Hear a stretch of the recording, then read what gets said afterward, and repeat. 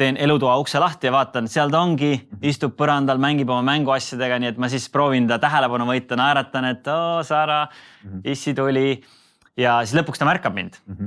Juhtub see, et ta ei naerata.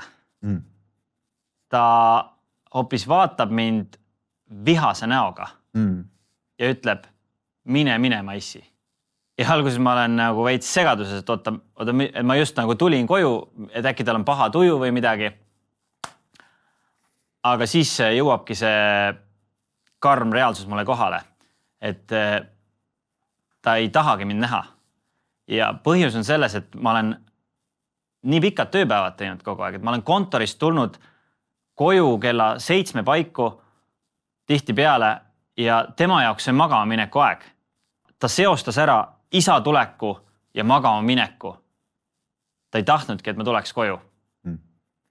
Ja see oligi see, kus ma sain aru, et ajaplaneerija võib hea olla, kõik need 6 korda võidetud parim pulmafotograaf tiitlid ei tähenda kuigi palju, kui sa tütar ei taha, et sa tuleksid koju.